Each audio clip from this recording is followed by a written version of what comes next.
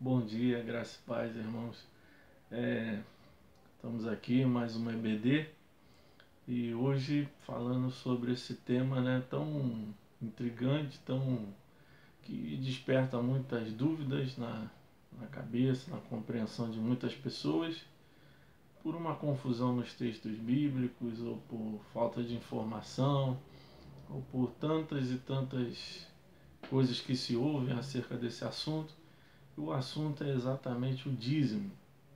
Então, nosso estudo bíblico de hoje é a respeito da doutrina do dízimo.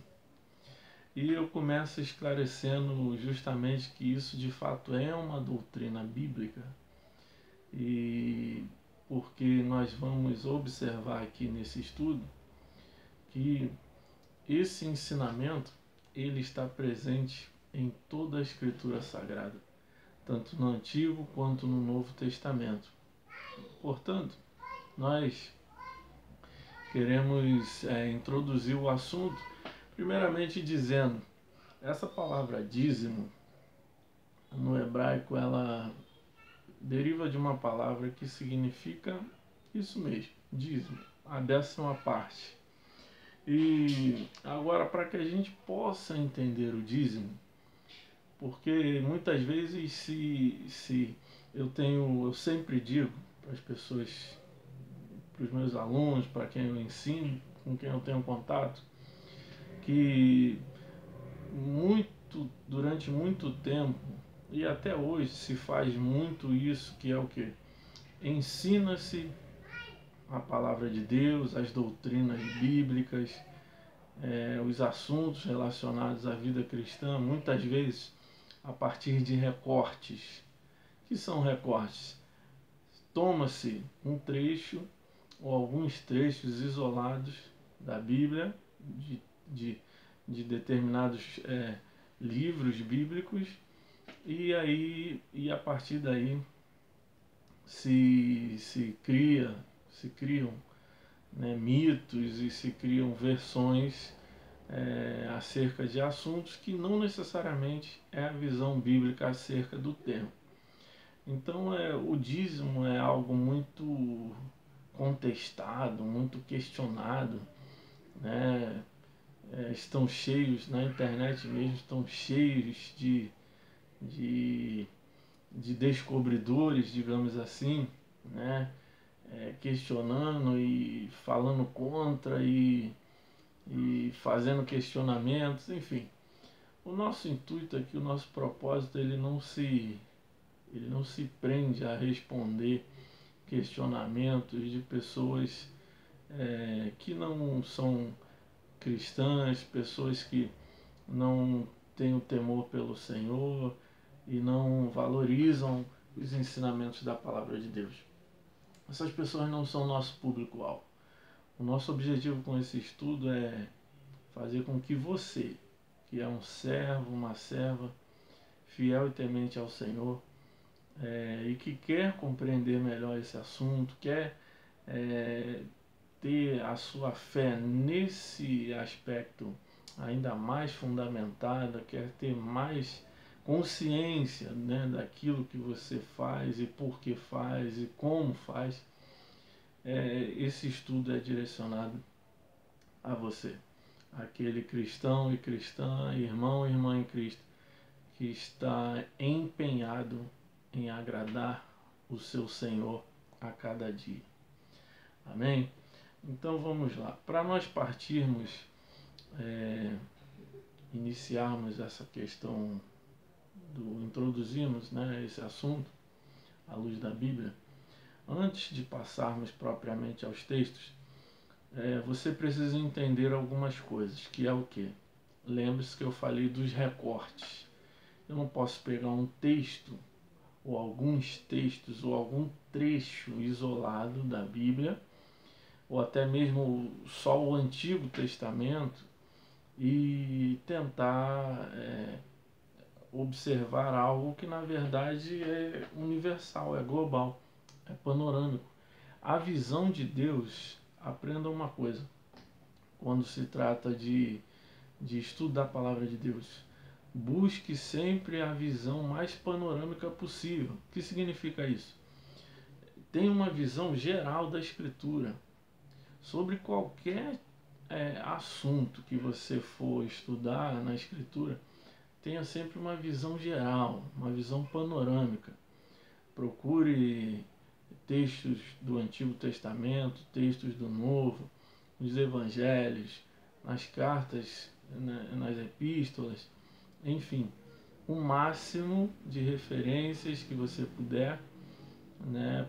Porque isso vai dar uma compreensão muito sólida para você, muito segura, e também um esclarecimento, né? O conhecimento daquilo que realmente a palavra de Deus ensina, inclusive protegendo contra falsos ensinamentos e esses ventos aí de doutrina que surgem o tempo todo. Então vamos lá.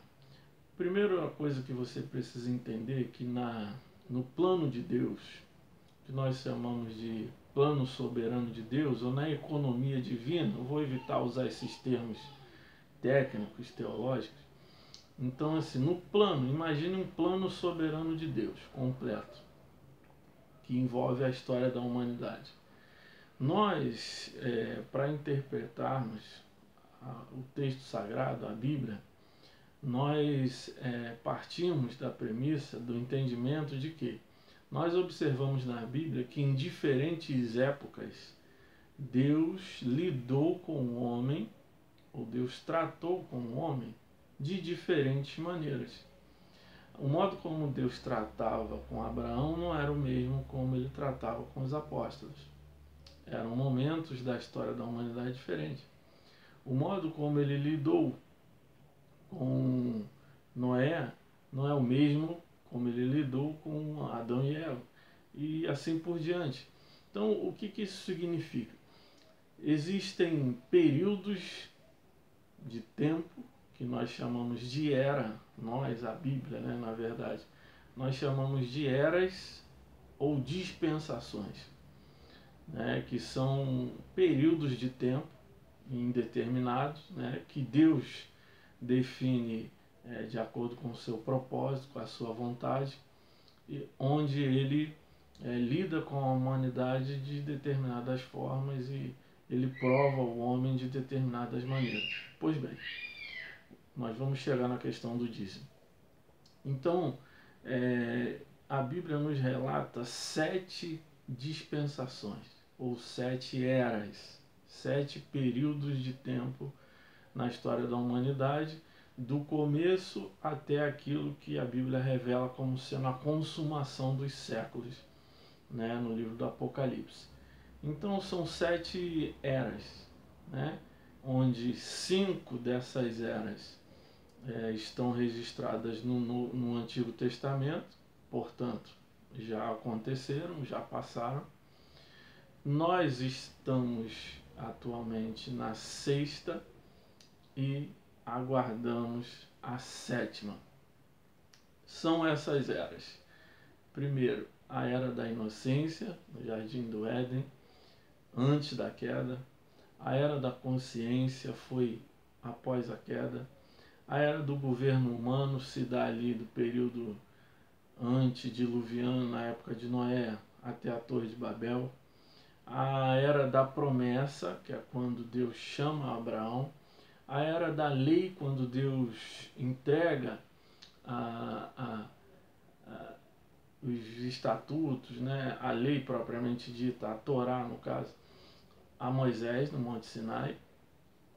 A era da igreja, que é a era inaugurada no Pentecostes, em Atos 2, e que dura até o presente momento. Não sabemos quando vai terminar, né? Somente o Senhor, que é soberano, né? Dono do tempo. E a 7ª e derradeira era da história da humanidade, que será o milênio, né? Ou o reino milenar, como nós costumamos chamar também. Então, o que isso tem a ver com o dízimo? O que tem a ver é que você vai aprender a partir de hoje que O dízimo, na verdade, ele é um princípio eterno de Deus. E como que nós vamos provar isso? À luz da Escritura. Observando o fato, a realidade de quê? De que durante todas essas eras que eu listei aqui para você, você perceberá, eu vou te dar os exemplos e as referências bíblicas, você perceberá que sempre vigorou o princípio do dízimo. Porque os princípios de Deus são eternos. Então, quando alguém vem falar sobre Malaquias 3, sobre Êxodo, sobre o templo de Jerusalém, que eram animais, e que, enfim, os questionamentos são muitos, né? Vamos combinar que as pessoas, elas são bem criativas, né? Quando se trata de buscarem subterfúgios e situações para desobedecerem a palavra de Deus ou aquilo que vai contra, né? De repente, o que está no coração delas, enfim. Então, durante essas 7 dispensações, essas 7 eras, na atual era, e haverá a presença, o cumprimento, a necessidade de cumprimento, de observação desse princípio do dízimo, que é um princípio eterno. Então, esse princípio do dízimo, ele não diz respeito à lei mosaica. Ele não foi dado lá no Monte Sinai para o povo de Israel, para levar no Templo de Jerusalém apenas. Né? Aquela ali foi uma fase dele. Agora, ele já existia antes de Moisés, bem antes de Moisés sequer existir. E ele continua existindo nos dias de hoje, para o desespero de alguns. Então, o princípio do dízimo ele é eterno. E eu defino ele da seguinte maneira: esse princípio do dízimo é um misto de honra, obediência, reconhecimento e gratidão. Obediência, honra, reconhecimento e gratidão ao Senhor, que é devido ao Senhor Deus pelo ser humano. Por quê? Porque Deus é o Criador e o provedor da humanidade. Né? Tudo que o homem tem, tudo que ele é, né? Tudo que ele faz, toda a sua capacidade, tudo que ele consegue produzir, ele só o consegue por causa de Deus, que deu a inteligência, que deu mãos, que deu pés, que deu, enfim, a vida, que dá as chuvas, que dá, enfim, toda a fauna e flora que existem à disposição, recursos naturais, minérios, enfim, tudo vem de Deus. Tudo foi Deus quem deu. Então, portanto, o dízimo é o quê?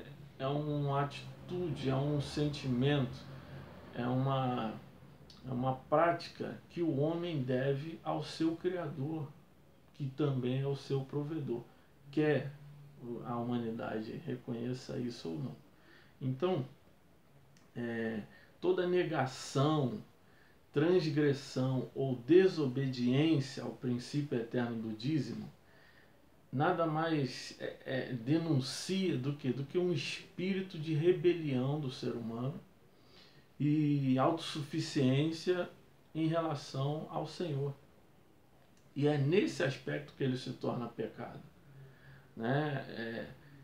Alguém peca quando nega o dízimo que é devido ao Senhor, quando transgride esse princípio, né, ou desobedece esse princípio do dízimo, essa pessoa comete pecado contra o Senhor. Por quê? Porque não está rendendo ao Senhor aquilo que lhe é devido. O quê? Dinheiro? Não. Honra, reconhecimento, gratidão e obediência. Essas coisas são devidas ao Senhor eternamente, desde sempre até sempre. desde o início da história da humanidade até a consumação dos séculos. Então, esse princípio, como eu disse, sempre esteve presente na história da humanidade. Ok? Nós vamos começar a observar isso agora. Primeira referência bíblica é justamente na Era da Inocência. Quando foi a Era da Inocência? Foi no período do Éden, antes da queda, que nós não conseguimos determinar o tempo, porque ali não existia tempo cronos, por assim dizer, né? Ou não há uma definição quanto ao tempo. Não temos como saber quanto tempo transcorreu ali, quanto tempo eles viveram ali na questão do Jardim do Éden. O tempo cronos até existia, né? Corrigindo aqui. Então vamos lá, Gênesis capítulo 2, que é onde vigorava essa dispensação, essa era da inocência. Gênesis 2, versículo 8 e 9, diz assim: E plantou o Senhor Deus um jardim no Éden, do lado oriental, e pôs ali o homem que tinha formado. E o Senhor Deus fez brotar da terra toda a árvore agradável à vista e boa para comida, e a árvore da vida no meio do jardim, e a árvore do conhecimento do bem e do mal. Então, aqui o dízimo está presente. O princípio do dízimo está presente. No Jardim do Éden, o princípio do dízimo já estava presente. Porque as árvores da vida e do conhecimento do bem e do mal, elas eram a parte que era consagrada a Deus, vamos dizer assim. Então elas eram a parte consagrada a Deus de um todo, que era o que? O jardim. O jardim era um todo, o todo, e as duas árvores, a da vida e a do conhecimento do bem e do mal, elas eram o que?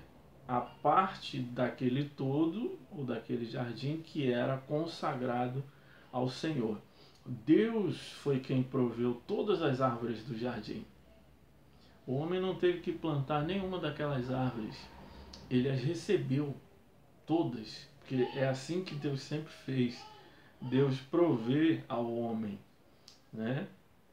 Mas ele exige aquilo que é dele, né? Por uma questão de justiça e de direito, que é o que? Sua honra, né? O reconhecimento, a gratidão do homem, o reconhecimento do homem de quê?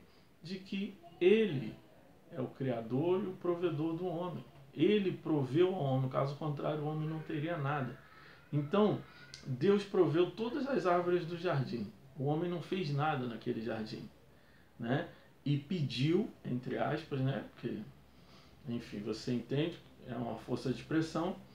Deus proveu todas as árvores e pediu duas árvores de volta. Isso tem nome. Se chama o quê? Dízimo. Deus deu todas as árvores e pediu, entre aspas, duas de volta. Ou seja, estava lá no meio daquele todo, mas aquelas árvores ali não pertenciam ao homem. Elas eram de Deus, elas eram consagradas a Deus. Aí vigora o princípio eterno do dízimo. A primícia, né? Aquilo que pertencia ao Senhor, aquilo que era consagrado, separado, santificado para Ele. Ao buscar comer da árvore do conhecimento do bem e do mal, o homem, na verdade, ele estava fazendo aquilo que nós denunciamos aqui. Qual é o pecado sempre de violar o dízimo? Ele estava se insurgindo contra Deus como seu criador e como seu provedor, porque ele não precisou de conhecimento algum do bem e do mal para ser quem ele era, quem Deus o criara para ser, governador e ter o domínio sobre toda a criação. Ele não precisou de conhecimento do bem e do mal algum, né? E ele também já gozava da vida, a vida eterna, vamos dizer assim. Então, ele ao comer daquela árvore, nada mais fez do que se rebelar contra Deus, do que querer ser autossuficiente. Não, eu quero conhecer, eu quero entender, eu quero saber o que Deus sabe, caindo na cilada ali de Satanás, mas por opção própria. É sempre bom reforçar isso. O homem tinha a opção de não pecar, mas ele assim escolheu. Então, essa era da inocência. Quando ele come da árvore, termina. O homem deixa de ser inocente. Ele passa agora a ser consciente, né? Inclusive que é como todo ser humano nasce até hoje. Nenhuma criança nasce inocente, né? Embora seja uma expressão que